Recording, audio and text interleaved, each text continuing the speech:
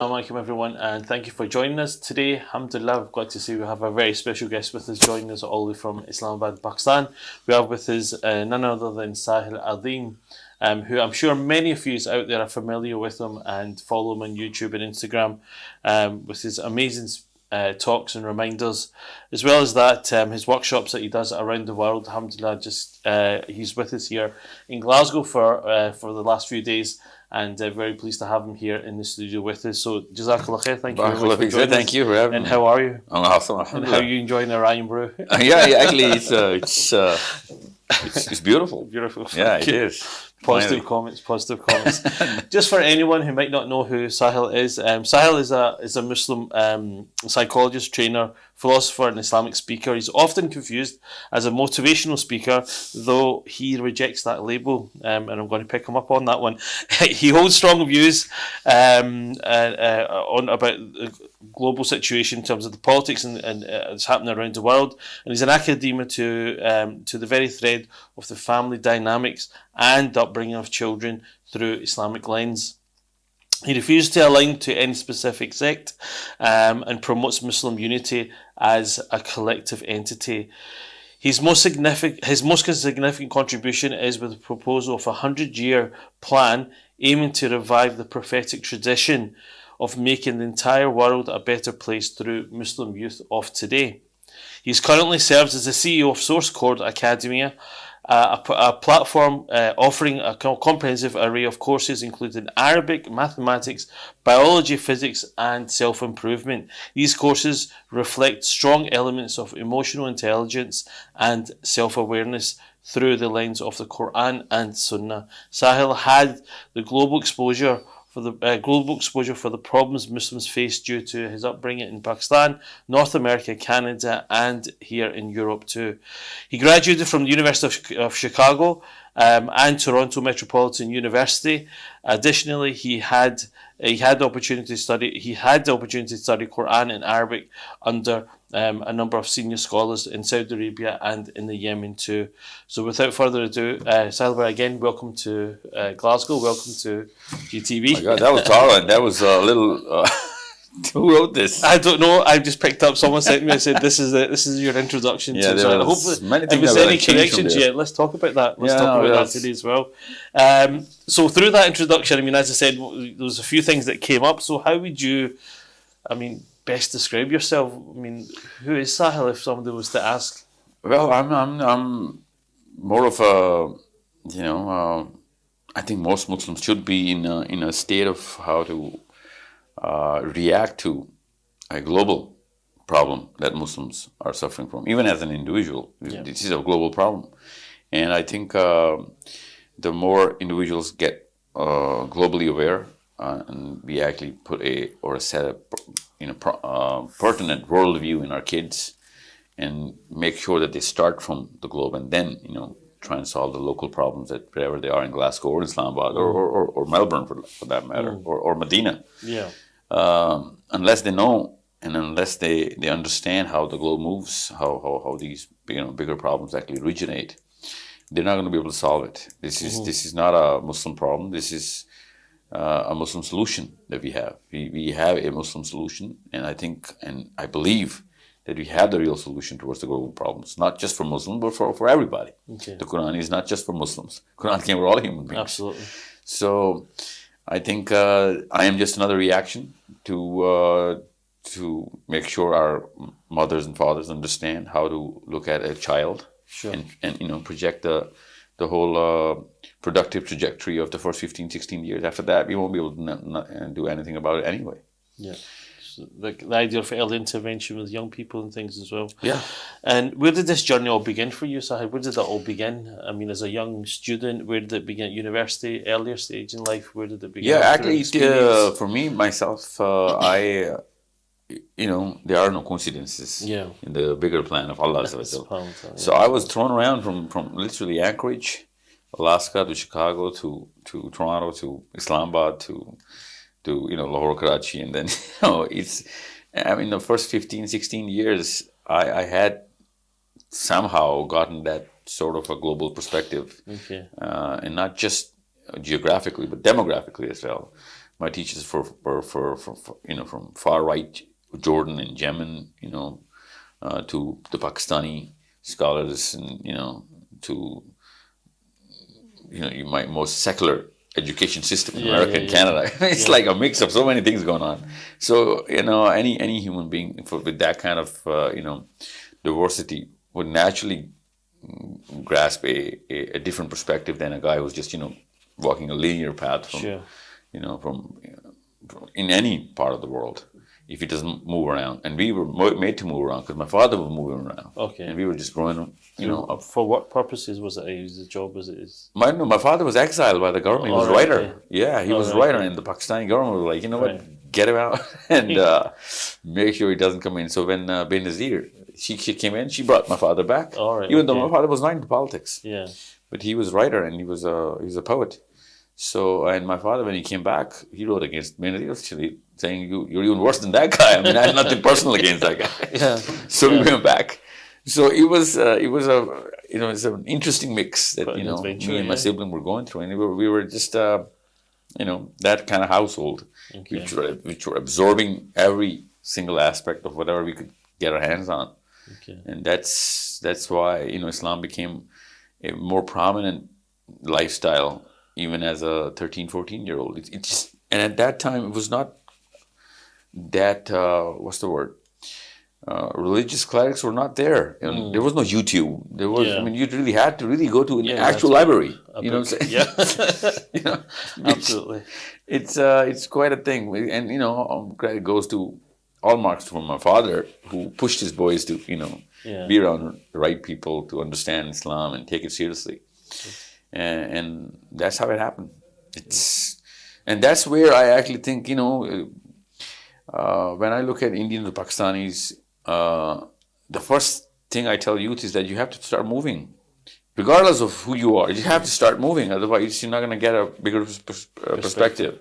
And unless you widen your gaze literally from east to west, you're not going to be able to understand where to place yourself. Otherwise, you're just going to follow whatever you're going to be given, and you're not going to be able to critically think yourself out of any kind of problem. Yeah. And I guess that change of environment that you had as a young person obviously is a big part of your fabric today, I guess. Literally. I mean, I'm just trying to relive those echoes which a 15-year-old boy was feeling, and those fascinations never leave you, because those pedestals are set by a teenager, which we all try and achieve. We wither some off because of whatever adolescence we have at that age, but some things stick.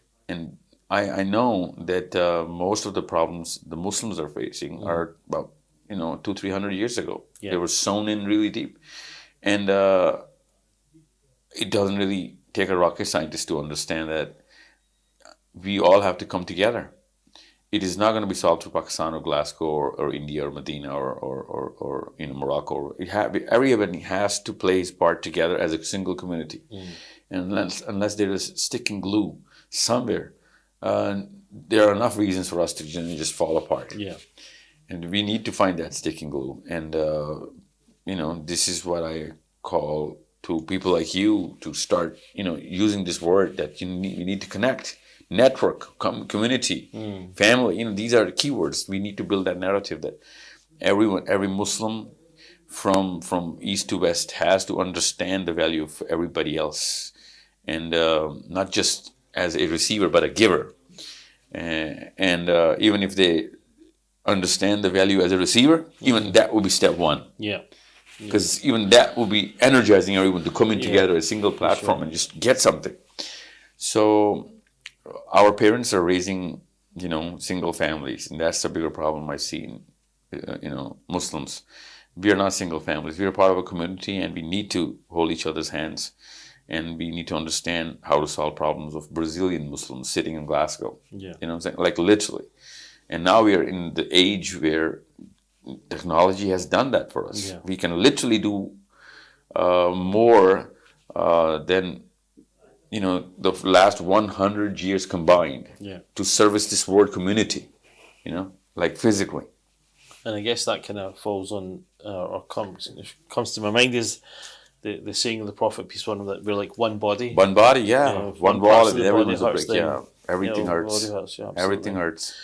You mentioned your father a few times there, Sahil. Just on that, was he one of your major role models growing up, or were there other people? All in all, well, there were so many. Yeah, but this is the man. May Allah have mercy on him. He died in 2001 in Chicago. But I can't fathom the thought of writing the way he used to write. I mean, this was the kind of level that he's inspired me on. I mean, not just me, all of my brothers and my one sister. But he was more of a director than the actor. He was the agency of connection between the right people and his kids, and that's what a father's job is. Yeah. I mean, you're not gonna have answers to every question your kid has. I mean, it's not possible, and God forbid you have them. Otherwise, he's going to lose that sense of diversity. You know what I'm saying? So he used to get the right people to connect with his kids, and so that we could get not just the charm, but the correctness of the answers as well. That's the quality of this man. And I think every father has to have that quality. That there is no compromise in the correctness of the answers. The questions are coming from our kids, and that correctness cannot be done by one man. There is no kul ilm walking around this planet. So he needs to know how to facilitate the right teachers, Sure. And that's the job. That is the job. That's the job. That's the job itself. And who else would you say? I mean, in terms of like people that we might know, famous people. I mean, who would you say would have been one of your role models? Or Well, growing up, I know there was this guy from Jordan, Ibrahim. His name was actually Mufti Ibrahim. He was not actually a Mufti, but his name was Mufti Ibrahim. He introduced me to writers. This was the guy who made me fall in love with the books. Okay. And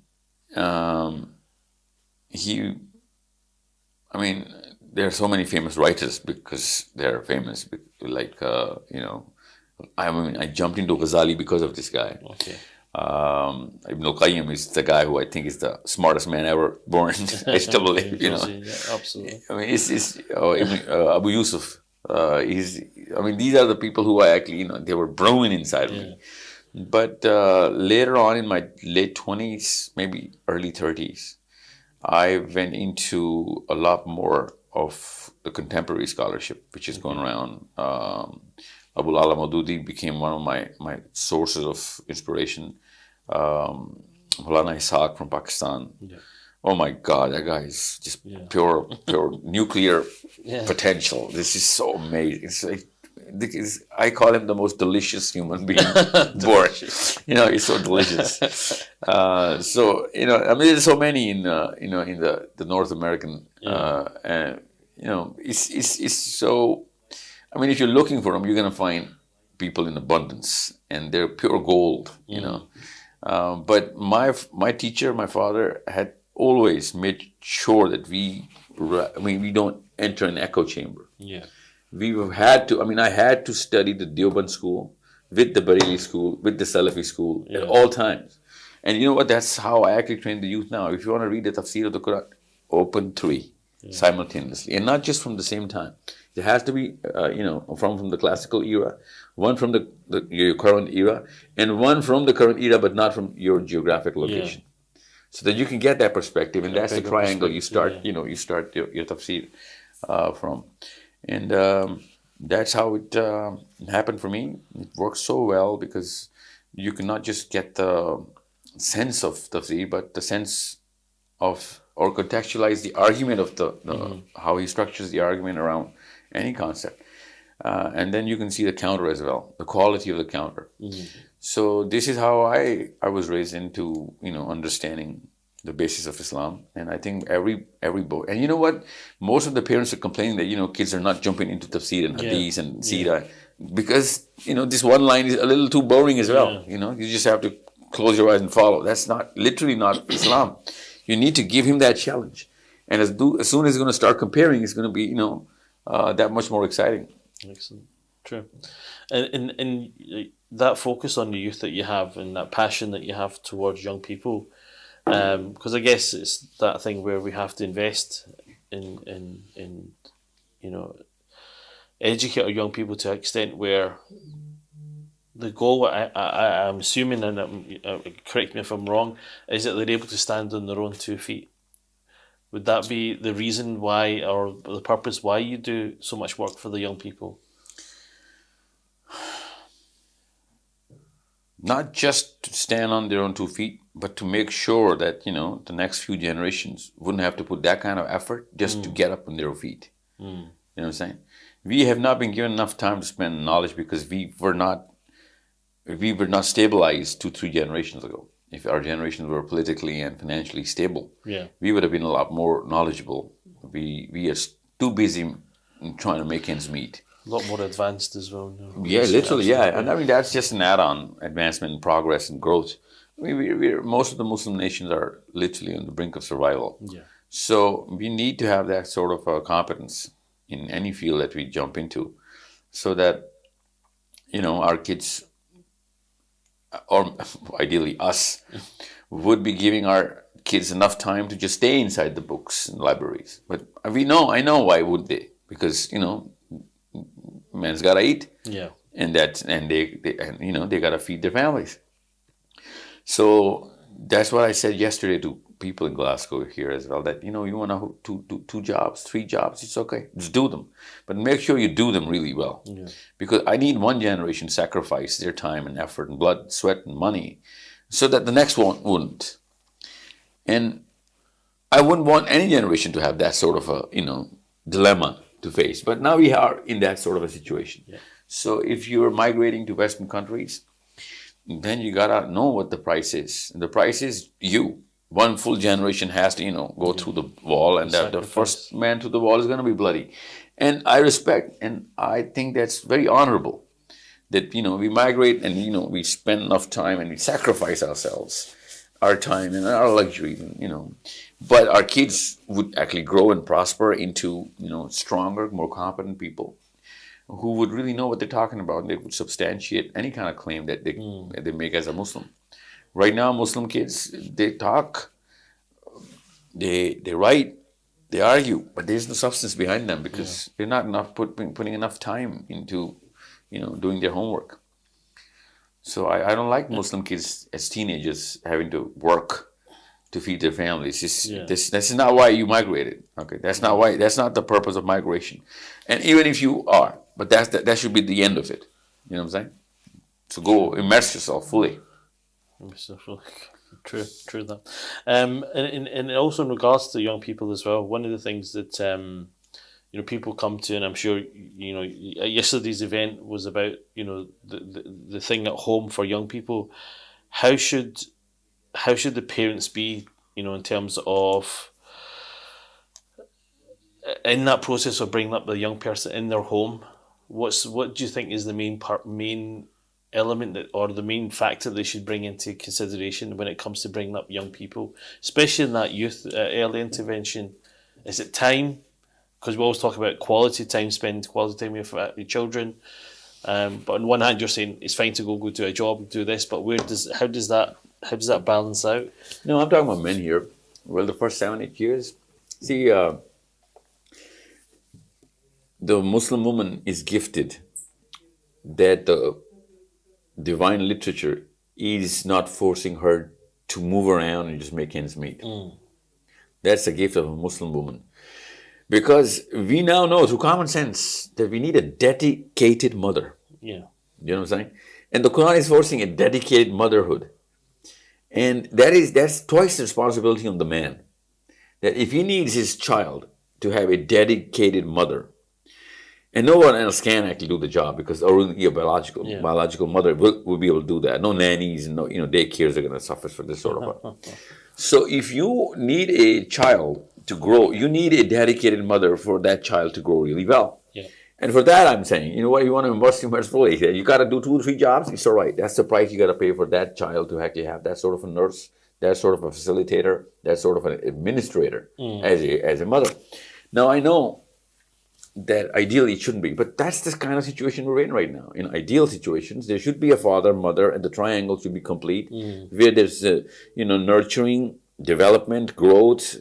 The whole IQ should be built by both the parents. Well, we can't even talk about these sort of things inside the Muslim-dominated Yeah. areas, let alone, where they're immigrants and they're trying to survive.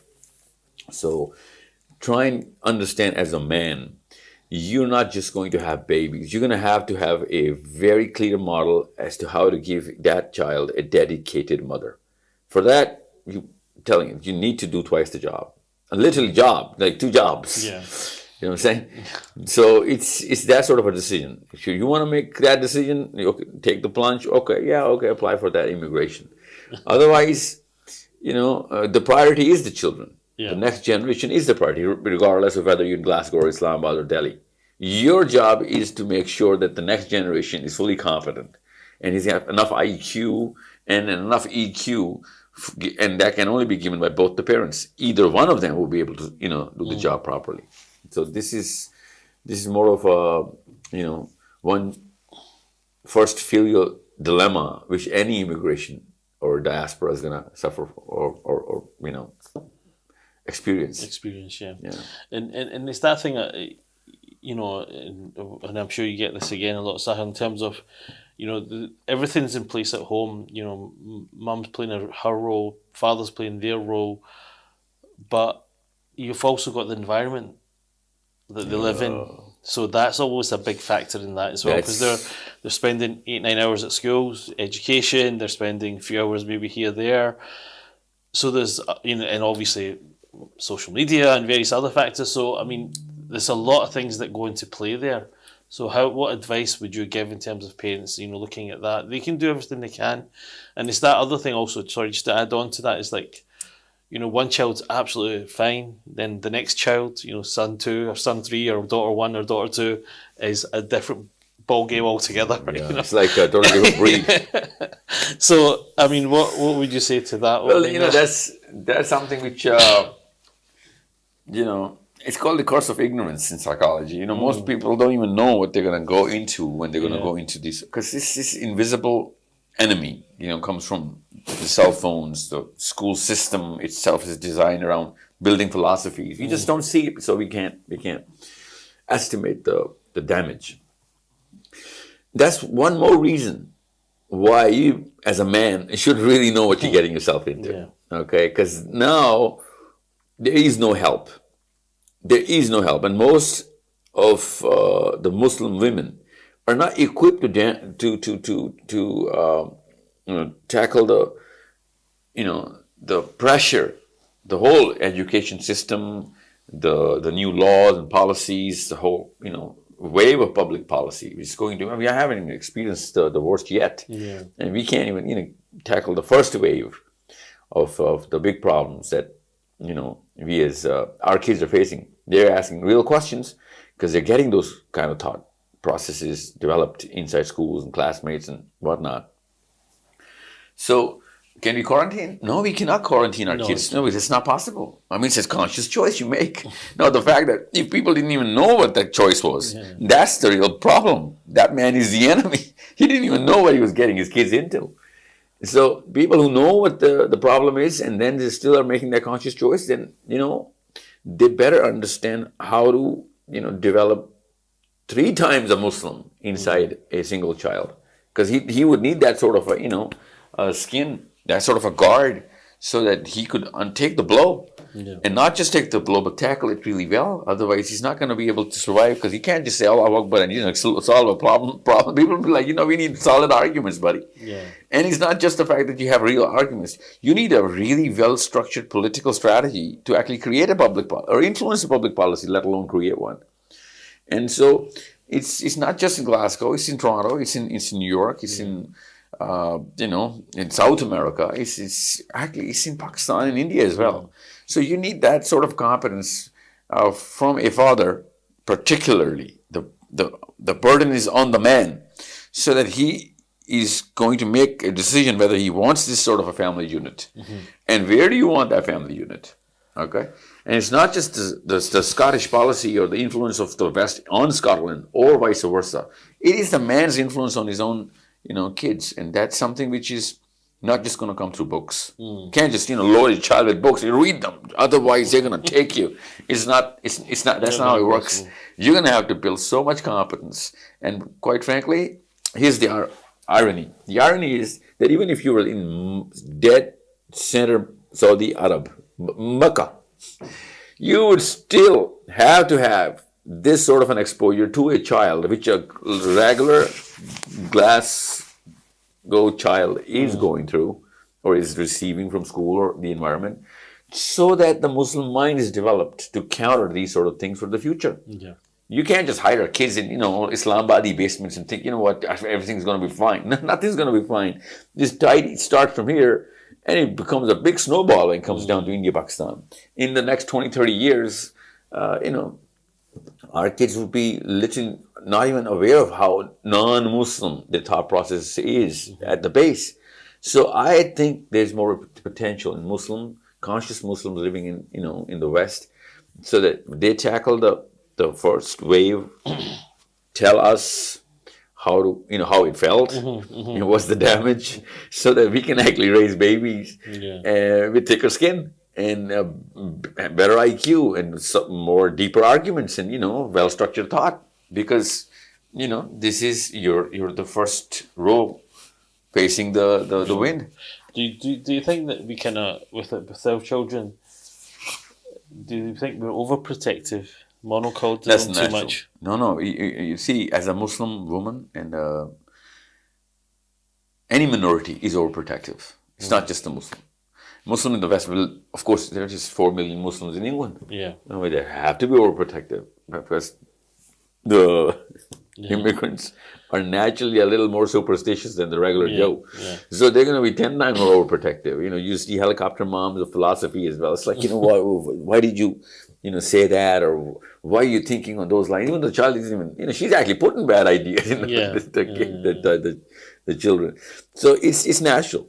But I see how kids are immune to not being Muslims by their thought, immune literally, versus the overprotective parents, and that's a bigger problem. Yeah. If you're so overprotective and still your kids are, atheistically driving their lives in little micro decisions, then what's the point of being that overprotective? Superstition is not going to get you anything. No. Literally, if anything, it's going to get your kids farther away from your own philosophy, because you're not backing it up by logic and deeper processed thought.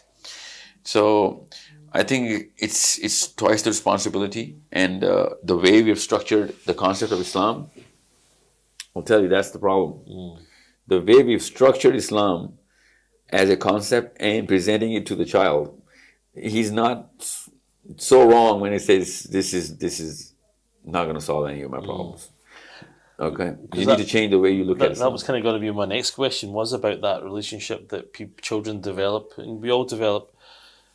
And our experience that we have with Islam is usually through a masjid or a mosque. And I'm probably getting into trouble for this question, but do you think the mosques are playing their roles? Well, we better get in trouble for this, because we got to set the record straight. I think the masjid is the cause. The current definition of the way masjid is structured is the cause. Okay. See, masjid is structure in the sense of, well, they have divorced politics. Like literally, they have literally made sure that the child, and you know what? No one else has divorced politics. The child has not divorced politics. He's going to be affected one way or the other. Sure. And he's naturally going to have to bow down to the power of wherever he is, be it Jeddah or Glasgow. Politics is politics. That is why, we are designed to be in politics, rather. We are designed to, take the power and exert it for the better good as well. I mean, so it's not that, it's anti-Islam. It is pure Islam, and we actually go towards the power because we are the only people who can handle it, because we have a book backing it up. Yeah. Otherwise, if you're not going to take it, don't blame anybody else taking over and just using it on you. I mean, that's just natural. It is just simple math, and kids are doing that math, and mommies and daddies are not. Masjid is not. If anything, but just like, what, and I don't understand. I can understand if the Arabian countries are letting their kids not. I mean, they're forcing the kids not to be. But in the West, Yeah. I mean, are you kidding me? The masjid in England and in Scotland should have been 10 times more active. I mean, it's not like you're living under a Muslim ruler, Ulul Amr. It's like, it's going to be Khuruj. This is democracy. You have to play with the instruments they're giving you. And Victoria, I think, has given Muslims the biggest gift. She established the platform of 100 years, really well placed it, and set a lot of things right. That gave enough sense to anybody who's born and raised here to understand how power works, how the power structures itself, and where are the power structures, how to use those. It's like a chess player. Yeah. I think that's why I'm way more hopeful for Muslim kids overseas in the Western countries than Muslim kids who are growing up in the Arabian and the Desi lands. In some countries, yeah. Yeah. And so that, I mean, with that, in terms of institutes, not just mosques but general institutes as well.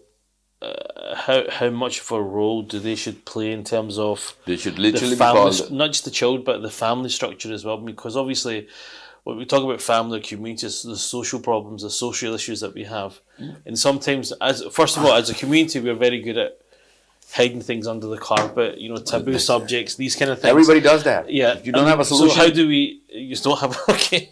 No, yeah, I'll tell you. Anyone who does not have a solution is gonna, shove it under the carpet. Absolutely. And he's gonna be stepping on it. That's really sometimes, and what I see that is to be sometimes is a cry for help. It People are actually well said. they're asking this question because they're I'm here. I need something. I need your attention, whatever that may be. Time. I just had a little bit of advice or whatever it may be, but yeah. No, I'll tell you, let's just not divorce common sense when you're talking about any kind of problems. And the common sense thing is that unless there is a political establishment of the community, then any kind of social problem is national. You're asking for it. Yeah, you are. So all the masjids in the planet, wherever they are, I mean, they're really good in one story, which is a moral application of Islam on the individual. Yeah.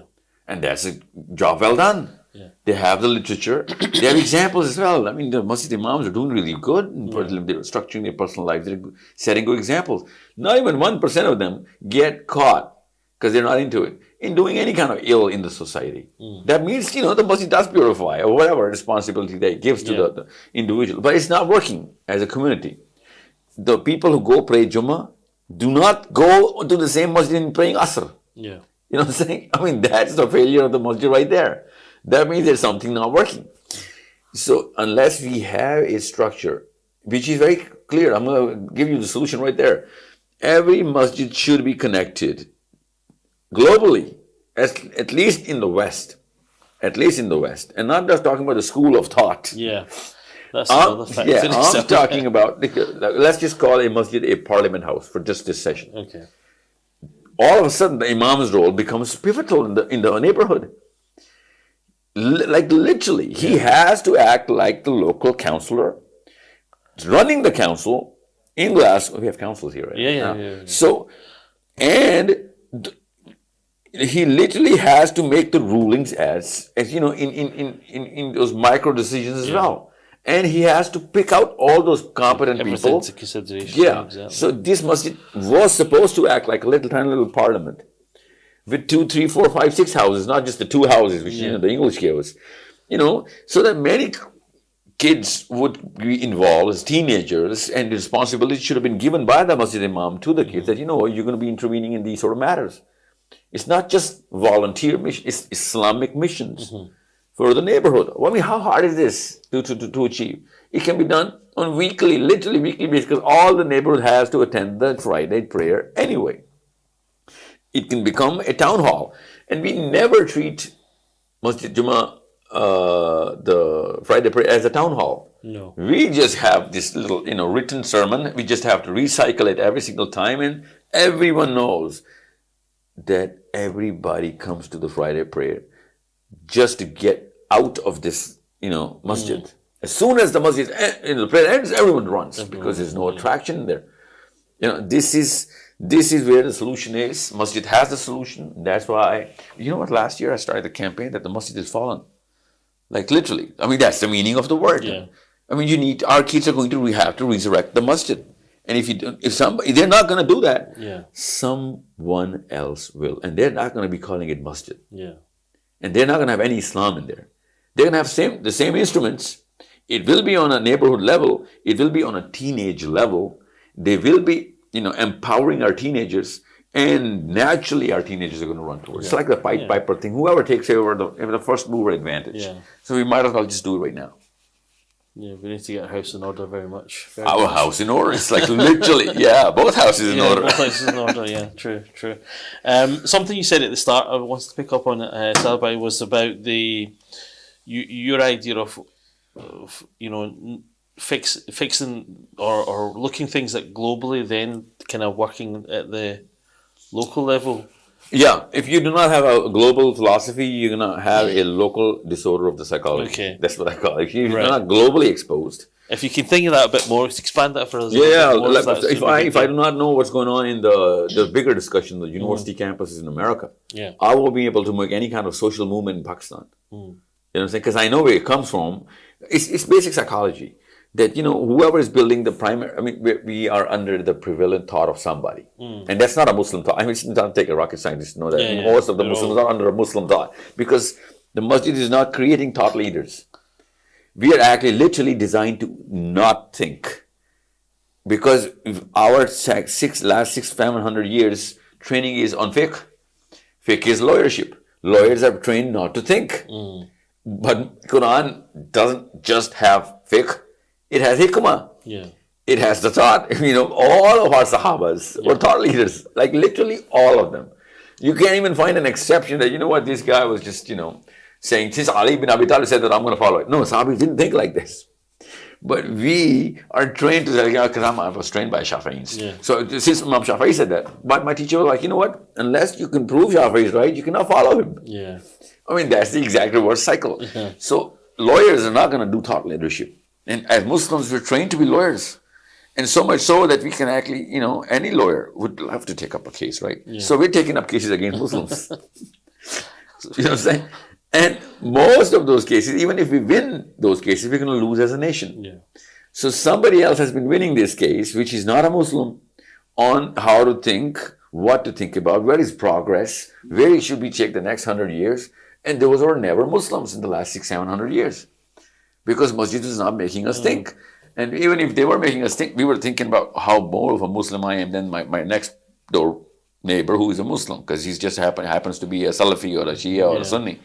It doesn't take a rocket scientist to understand what I'm saying. We have confined ourselves into little clusters as lawyers who are always trying to prove how right we are in our belief system. And there is not even a single Muslim who's even thinking about what is the biggest problem on the globe and how to solve it. And where is the force to construct that kind of a solution. Muslims are not thinking on those lines. And mind you, non-Muslims are. Okay, and I don't blame our kids to be attracted towards, all of those schools which are talking about the bigger problems. True. And from that, one of the things again about influence and about role models and things. One of the things that I'm sure it's quite current, is about this whole idea of identity, knowing who you are. And a lot of young people get confused with that idea because of, again, at home it's a certain culture and tradition, in schools a different culture and tradition, where somewhere else it's something else. Or perhaps, when they're watching things on social media, influenced by people like, Andrew Tate or people like that, who's now Muslim, it's very confusing, all these things, very confusing. What advice would you give to young people when it comes to these kind of things of where knowing your identity, knowing who you are? See, I think Quran actually gives a spectrum of emotional structures so that parents can pick up whichever is relevant at the time or the area. So just saying La ilaha illallah, Muhammadur Rasulullah, or making him believe that there is one God and the last Prophet ﷺ is our story. That's not going to cut it for the current day Muslim. People like Andrew Tate or whoever is representing whatever he's representing, even if it's not in the name of Islam, or in this case, he's a Muslim in the name of Islam, becomes attractive because it does call for the definition of the identity, re-identifying themselves. And Quran actually says, لِيُظْهِرَهُ عَلَى الدِّينِ كُلِّهِ. That should have been the identity of the current day Muslim because somebody else played that game and they won it really well. لِيُظْهِرَهُ عَلَى الدِّينِ كُلِّهِ is the American dream. Yeah. You know what I'm saying? And it's not just an individual American dream, it is an American imperial dream as well. It was the Victorian dream as well. You know what I'm saying? So that should have been the Muslim identity. And that's so attractive that you can fit 1 million billion Andrew Tates there and still they won't suffice. For لِيُظْهِرَهُ عَلَى الدِّينِ كُلِّهِ. So we need to have that sort of a power. And for that kind of power, we need to have that kind of responsibility given to a Muslim individual. And first of all, how is he going to get that power? He's going to have that kind of competence, that kind of IQ, that kind of intellectual acumen. And Muslims don't even harbor that. By the way, our intellectual Muslims are borrowing that intellect from non-Muslims right now. Yeah, that's the problem. And hats off to those non-Muslims because, they are still working on, that acumen, that raw human acumen that we as human Muslims were never barred or banned from. Yeah. You know what I'm saying? We had the Quran and we could have set the precedents, but we followed precedents. Okay, but somebody's going to set it and human beings are designed to follow this precedence. So power has to be within the Muslim mind. Then it's going to come into the Muslim clusters. And then those clusters are going to, retain or control that or maintain that power. And since we didn't, no, they're doing it. So I can keep talking about, the Second World War and the post-war aftermath, which we are naturally, suffering from. And, we can talk about that. But that's a symptom of a problem. The solution lies inside how a father is treating the son. That's it. If enough fathers would know what I'm talking about, they would put those standards of competence and keep failing their kids until their kids really claw themselves up on those ladders and become that competent. And you pick out an intellectual right now from any part of the world. He's going to be influenced by a non-Muslim scholar right now. This is the irony. Yeah. What kind of beings was he born with? Nothing. There were standards. And the powerful set the standards, and the people mimic those powerful people who represents knowledge or the standards of knowledge. So I don't want to make, keep reiterating or regurgitating the same point. I hope every mother knows what I'm talking about. But we as human beings, let alone Muslim or any believer, we need our kids competent. I mean, I'm not saying anything which mommies and daddies shouldn't be drooling over right now. That I need the most powerful son or daughter in terms of intellectual acumen. Why are we not creating or setting the precedence of intellect right now? And if Muslims can do that, everyone's going to be running towards the Quran. And we keep complaining about, we don't have enough adherence to our own book, and that's why non-Muslims are repulsed from from our book because we don't adhere to the Quran. Well, no one's going to adhere to any book unless that book is functioning as the primary power or source of power for the bigger part of the community.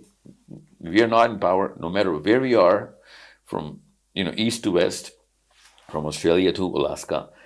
Muslims are always, or wherever you see, in the last 300-400 years, the weakest community is going to be Muslims. So why would anyone adhere to the Quran? True. I don't blame them for not adhering to the Quran because we've changed, we've restructured ourselves into isolated individuals who are going to look good in terms of character, but we'll not really use any bits of that character when it comes down to exerting it for لِيُظْهِرَهُ عَلَى الدِّينِ كُلِّهِ.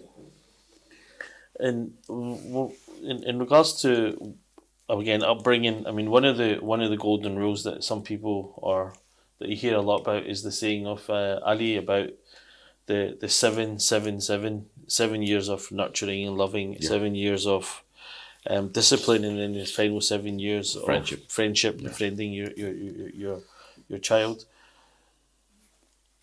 have you seen? I mean, Perfect Psychology. Perfect Psychology. Yeah, I mean the current day psychology Yeah. now says it right, literally. Yeah. So it's. But see, before the 777, you need to set the purpose straight. Okay. You know what I'm saying? Yeah. And that's one. And then 777. Just get one purpose straight. Yeah. You know, what do you see when the whole 777 is going to be achieved? Once you have that 21st year of your best friend who's living your dream as, you know, which you have as a father, your son is actually, your daughter is through that course, what is he achieving? And why? That's what I want the parents to come together and first of all lock it down that, you know what, unless we set the prism straight, this could be the biggest problem as well, because that creates the perfect copy of whoever the father is. Yeah. And we do not need copies of our this sort of philosophy that we got. We need to keep in mind that we need kids who are going to challenge it. And I'm telling you this right now, I'm not talking in abstractism, or I'm just talking about little specifics. You need to tell the kids that Muslims should be calling the shots on every single public and private matters of the human beings.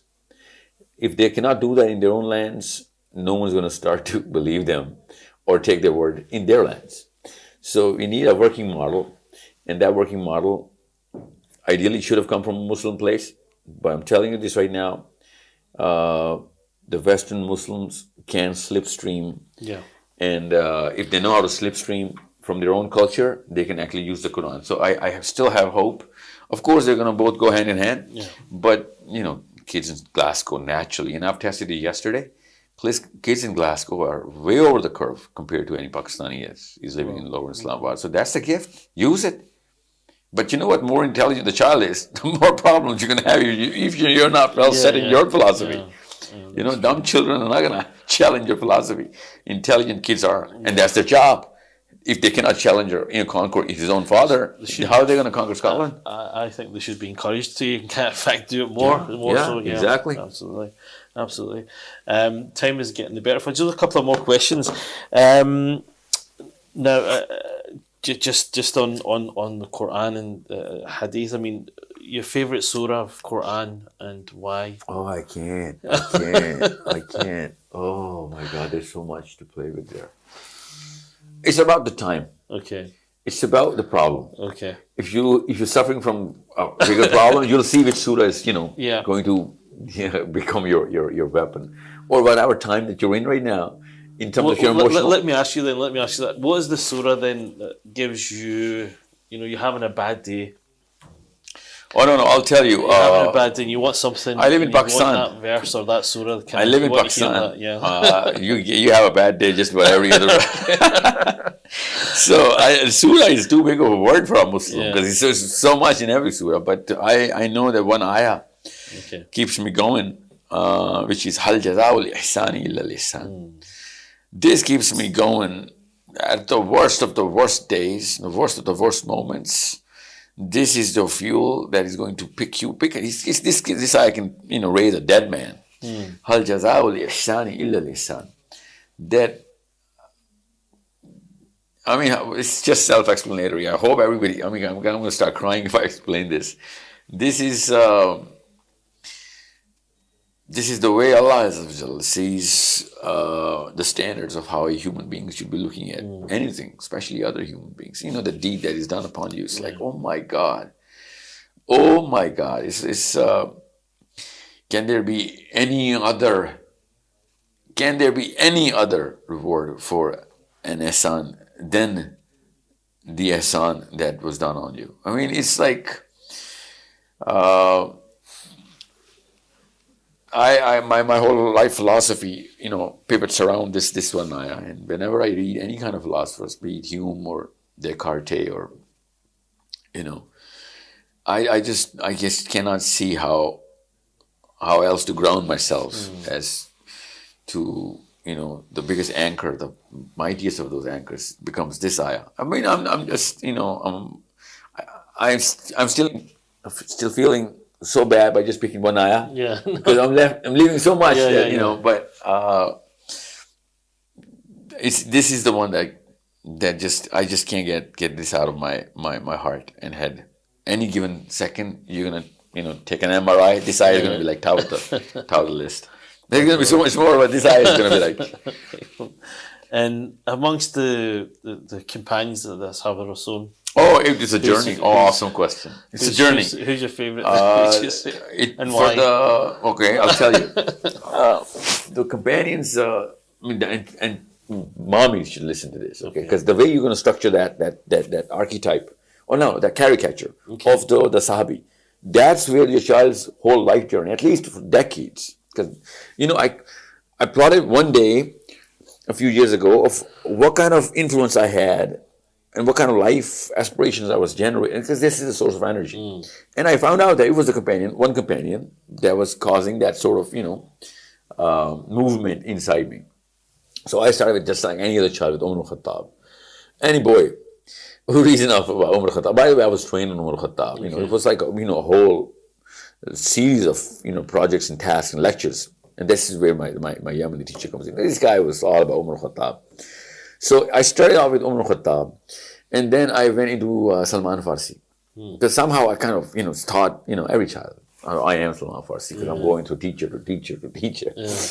And then I went into Abu Dharr Ghafari. Okay. In the later part, because I was going through a lot. At that point, I remember, because, you reminisce. Yeah. And I was reminiscing. So I was thinking this is what's going on, and I still believe that there's still a lot more of Abu Dharr Ghafari's, element. That influence I'm talking about. Yeah. That influence had a lot more element, and just keeps lighting the fire. But then I went into Saad bin Muaz. That as soon as I went into youth, I was speaking about, describing Saad bin Muaz, the standard that Saad bin Muaz set, so much so that Prophet ﷺ became expressive about putting him as a benchmark. And Sahabas were like, how can we achieve this benchmark? Yeah. I can quote you some hadith where Prophet ﷺ is talking about, if, for example, the grave is going to grab you and is going to squeeze any and every human being that's going to enter the grave, even if it is Saad bin Muaz. I mean, it's like when the Prophet ﷺ benchmarks you as a name, it's like, what else can you possibly achieve in this universe? Look at the resume of this guy. And then there was this caravan that just came in with the cloth, and everyone was running about. The cloth was so fine that even the Prophet ﷺ, praised it. And then when he held the cloth, he said, "This is the finest cloth I've ever," because he was a murshid himself. Yeah. So he said, "This is the finest cloth I've ever held." But you know what? This is not even compared to a handkerchief, which Saad bin Muaz is holding right now. So when you read this, plus I'm not talking about Saad bin Muaz because of these 2, 3, 4 ahadith, but whatever the journey that he took. A 9-year-old Muslim, which means 9 years ago, he was not even a Muslim. In the 9 years, he'd achieved whatever he achieved, and then came Ali bin Abi Talib, and in my age, I think Ali bin Abi Talib stands tall now. I've gone through that transition, knowledge and courage, the epitome of knowledge, the epitome of loyalty to the Prophet ﷺ, the brother, I mean, you can't replace this hadith with anything. Everything else with all the Sahabis got can combine, cumulatively cannot hold the weight of, you are my brother here and you are my brother there. What else can you actually ask for? Ali, you are my brother here in this world, and you are my brother in the hereafter. What else do you want? What else do you want? I mean, it just tops it up. Any Sahabi would give his life for this hadith, So Ali bin Abi Talib is the current, so nuclear reactor sitting inside me right now the last few years. So from Umar al-Khattab to Salman Farsi to Abu Dharr Ghafari to Ali bin Abi Talib. This has been like my visible journey, because there's so many questions that a boy would be thinking, why just these 4? I mean, these were teachers. Yeah. Okay, these are the teachers. Right? Absolutely, yeah. For sure. Plus, the worldview actually calls for a Sahabi. That the best part about Sahabi is that, if you have him defined really well, the current worldview that you have, you can get a solution out of this one, because we are imitating, we're mimicking the character of that hero that we ever ever make as boys and girls. Sure. And what final advice would you give to parents? I mean, as you said in your introduction, you know the West, you know the East. Alhamdulillah, you're global that way. What advice would you give to families here in the West, particularly? Not just the West, but the West can do it really well. The West can do well. The positives and negatives. In terms of positives, what are they good at? What are they doing that they should do more of? Good question. What's the negative that they need to kind of work on? What would you say would be? Well, a Western parent, a father or a mother. Okay, I'm just going to talk about a parent because just to get a general answer. First, get the standards right. Okay, the standards of Islam right. A standard means that element that you're actually trying to train or amplify inside the minds of your children has to have a solution to the problem that child is going to go through. Okay, so the standard of Pakistan, India, or wherever you came from, or Morocco, or Tunisia, or wherever, the kind of Islam that actually lives or brews in the minds of scholars there, that's relevant for those areas, and they are doing it by design. That worldview works, but in Glasgow, your kids are not going to be able to relate to those sort of spikes in the importance. There is a spike in the importance of what is the element of Islam that I really must adhere to. Never give up on that. And it's not just about not drinking or no adultery or no fornication or no girls or this. This is basic. I'm talking about raising the bar, standards. So thought leadership, political acumen, sense of community. Okay, sense of community can only be given to a Western Muslim. We cannot even get that sense of community in Pakistan or Morocco because we're born inside a community. We're going to take it for granted. Here, this child is going to understand the power of a community because he's going to actually need that power. In Pakistan, I don't need the power of a community. I am in the community. I have problems from coming from the community. In Glasgow, I'm not going to get problems coming from Muslim. I'm going to be getting problems from everybody. And a Muslim's first job should be, as a mother, raise him as a giver. Because if he's going to be the first giver, everyone's going to become a giver. Okay, givers produce givers. Yeah. We start thinking as a minority, and every minority thinks like that. If I'm raising my son or daughter as a giver, people are going to misuse it and take advantage of it. No, they're not. The best thing about the giver is he is going to be producing givers because people are going to fall in love with him. We all love the givers. They never, created those selfish, elements. Actually, on the contrary, they actually inspired us to become givers. I'm talking about anybody, Muslim or non-Muslim. So if you can actually do that for the first 10, 15 years of your son or daughter, you're going to find out that if you are raising him as a member of a community, not as an individual, you should be testing your son or daughter that what kind of a community servant is he, and what kind of a test that you can actually design to see whether he's failing or passing on that test. It's very simple. Okay? So and he should be a missionary here. And he better understand that, he's a nobody alone and he's everybody combined. So these are the sort of, and plus I'm talking about, let's go through the first hour of this, of what kind of problem he's going to solve. He better be a thinker. He better be thinking, because if he's got the sense of community, naturally he's going to be thinking about the solutions of the problems of the community. Because if he's not a member of the community, he's going to be thinking about problems which are his own problems, or at best case, his mommy or daddy, the family problems. And most of the Muslims are doing that right now.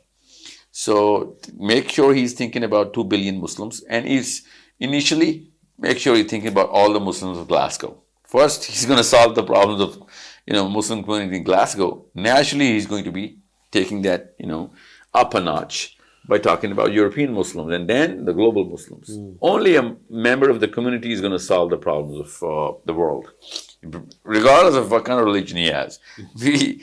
We cannot expect individuals, selfish, self-centered philosophies to help anybody else other than their own selves.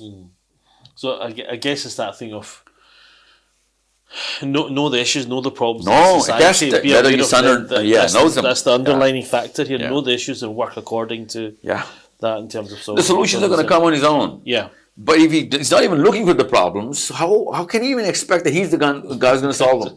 So at school, I'm talking about middle school, test your child whether he's concerned, whether he's actually looking for, what kind of, how many, kids, how many Muslim kids are there in the school, and, what kind of problems are Muslims or kids facing in general. It's the mommy's job to make the child think on certain lines. You create those lines, and he's going to follow those lines. And later on, he's going to be drawing his own lines and his own literal artwork over that canvas you're going to be setting. Sure. And just to kind of add on to that, a question maybe is that, do you think then our expectations are quite high for our children, too high? Do we set the standard too much? Oh my God, no, on the contrary. We have literally No, okay. We are raising insects here. Right. We're not even raising, they're just crawling. See, unless it's global, it's not Muslim. Okay. At least not in this day and age. If it's not a global solution he's thinking of, he's not Muslim. So expectations to be global. Yeah, at least, not just global right now, in the next 100 years as well. Yeah. See, if you aim at the tree, I was raised by the Irish, okay? Literally in school, I went into convent. It was my sister Patricia. I remember I was in grade 2 and she told me this, and I'm going to tell you right now, that she said, son, if you aim for the tree, you might not cross the tree, but if you aim for the sky, you'll definitely cross the tree. So Muslims should be thinking global, not just the current problem of the globe right now, but the problems now and the problems which are going to come in the next 2, 3, 4 generations. That's the least a Muslim has to think on. And by the way, there are a lot of non-Muslims who are already thinking on those lines and solving those problems as well. So if you're not going to do that, our kids are going to go towards those realms which are going to be very attractive. That's one of the things, in particular, I have a young family as well, sort of thing. So you always think about the Islam in the next 20, 30 years. What is it going to look like in Glasgow and Scotland? What's this? Well, we can see what it's going to look like. It's one of those. I got a little glimpse yesterday about what's going to look like in 20 years. It's not looking good. Okay. No. Let's give us some good news. No. Well, he said our kids are going to actually, inshallah, hold the fort. Inshallah. If you're not going to train them right now, how dare we think they're going to hold the fort? Yeah. And not just hold the fort, raise it, and enhance get more people in, like literally. And make it so attractive and open that people want to be in and stay in. True. Sir, we have to finish it there, unfortunately, but Jazakallah khair, thank you very much for your time. Well, thank you for having me. Really appreciate your time here in Glasgow, and we hope for the rest of the journey. I know you're going down to London after this. Yeah, right now, tonight, morning. in fact, tomorrow morning, so it's no rest for the wicked. No, this is not, but this is normal, but inshallah, in your travels, remember us on your du'as, inshallah, you too, inshallah. All safe, inshallah, all well, inshallah. Thank you so much, Assalamu alaikum. Thank you for watching, everyone, inshallah, and we'll see you again very, very soon. Assalamu alaikum wa rahmatullahi wa barakatuh.